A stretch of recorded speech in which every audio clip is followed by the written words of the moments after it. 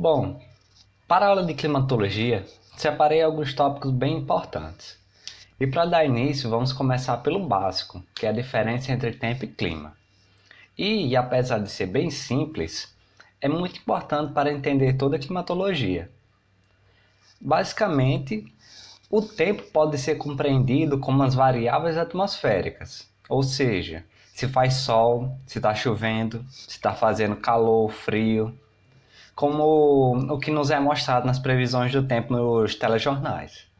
Já o clima vai ser a combinação dessas variáveis durante um longo período de tempo, como por exemplo aqui na imagem, onde podemos ver uma vegetação que é típica de um clima específico aqui do Brasil, que é o semiárido.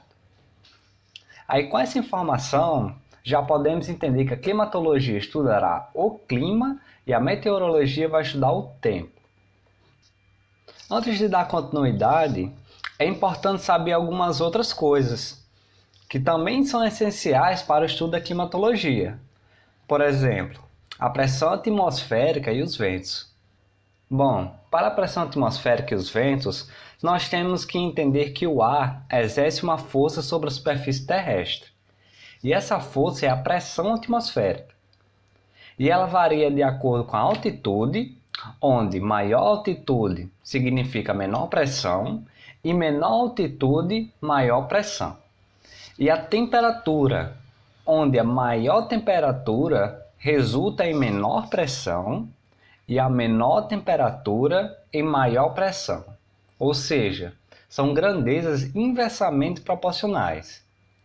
Por exemplo, em cidades de maior altitude, a temperatura é mais baixa que as cidades em que estão ao nível do mar, porque vai existir menos ar para ser aquecido quanto mais alto você estiver.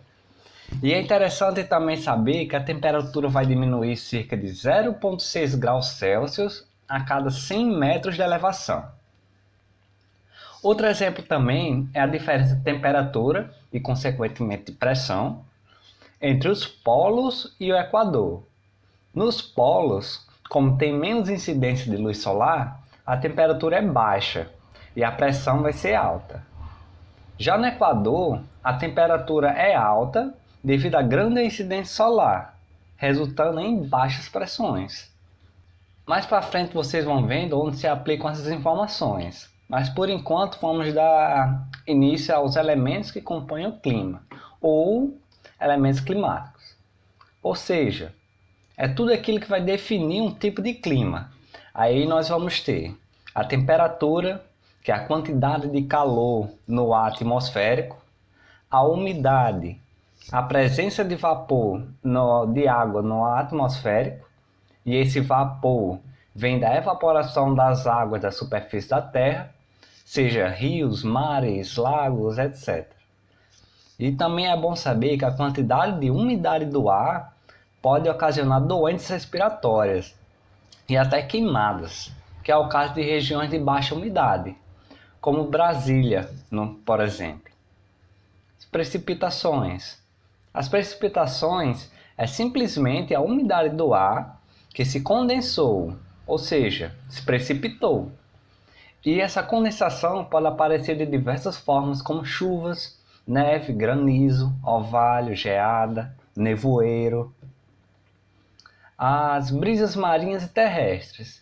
Aqui podemos lembrar daquelas imagens que sempre aparecem nos livros didáticos, onde tem um barquinho indo pescar à noite e voltando durante o dia.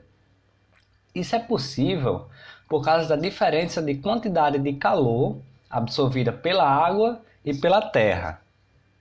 De dia, a terra esquenta mais rápido que a água, gerando uma diferença de pressão entre ela e o mar.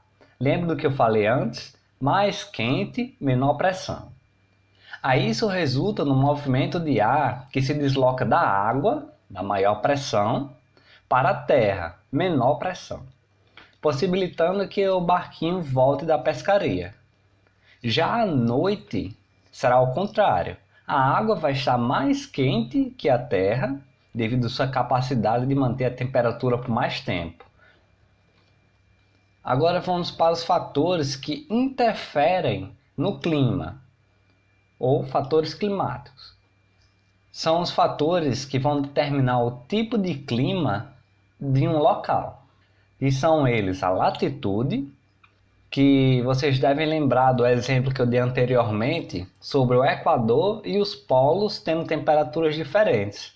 Então, essa diferença se dá devido à incidência solar diferente em cada região da Terra, onde em baixas latitudes, quanto mais próximas do Equador, maior será a temperatura média. Enquanto que as altas latitudes, quanto mais próximas aos polos, menores serão as temperaturas. A altitude, também como eu mencionei antes, para cada 100 metros de elevação, a temperatura vai cair cerca de 0,6 graus, devido à menor quantidade de ar para ser aquecido conforme a elevação. A maritimidade e a continentalidade.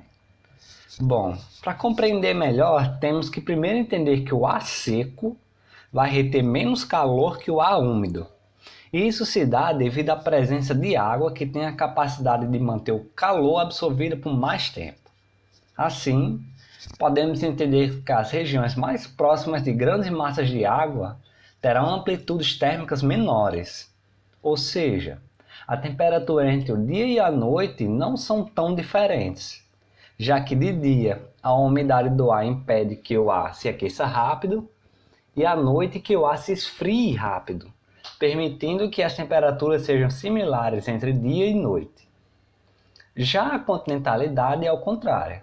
Devido à baixa umidade do ar, quando em regiões mais para dentro do continente, o ar vai se aquecer muito de dia e se esfriar demais à noite, resultando em uma alta amplitude térmica.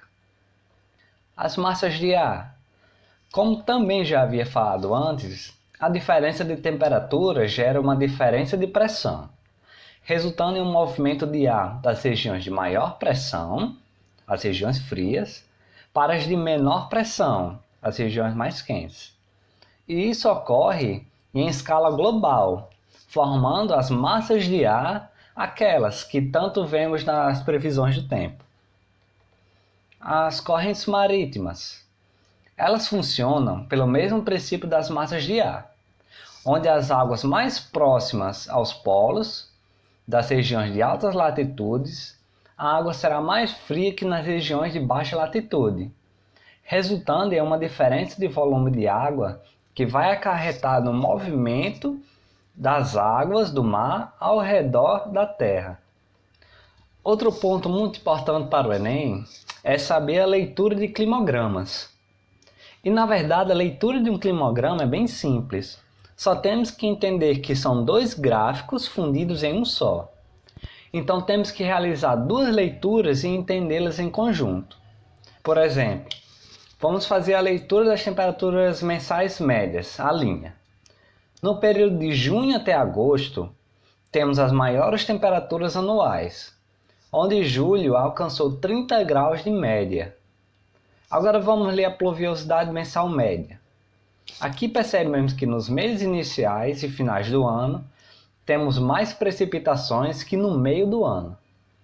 Podemos perceber então que quando temos a maior temperatura média anual, temos também o menor índice de chuvas anuais. O importante, na verdade, é saber que através desses climogramas nós podemos identificar o tipo climático de uma região, já que cada clima tem um climograma característico. Falando em climas, é bom ao menos saber quais são os climas brasileiros e os seus locais de atuação conforme a região. Como vemos no mapa, nós vamos ter o semiárido, o clima tropical na região mais ao centro do Brasil, o clima equatorial na região amazônica, clima subtropical, tropical atlântico e o tropical de altitude. Uma observação. Há mais alguns tópicos interessantes de se falar também, como os tipos de chuvas e o fenômeno do El Niño e Laninha. Bem resumidamente falando, nós temos que para os tipos de chuva existem as orográficas, quando a massa de ar se condensa gerando precipitações ao subir uma região mais elevada. As frontais, que ocorrem no encontro direto de massas de ar, e as convectivas, quando a massa de ar úmida vai se concentrando em altas altitudes até chegar ao ponto em que ela se condensa e cai em forma de chuva. O efeito principal desse tipo de chuva é, como o próprio nome já diz, a convecção.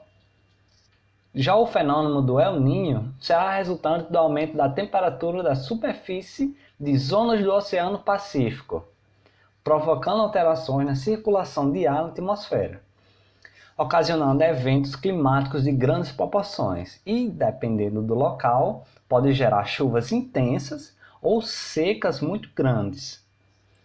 Já a Laninha será basicamente o inverso, quando a temperatura de zonas do Oceano Pacífico esfriam demais, porém os efeitos dela serão bem menos intensos que o El Niño. Bom, pessoal, esse foi o resumo básico de climatologia para a aula de hoje. Obrigado pela atenção e continue estudando e revisando sempre.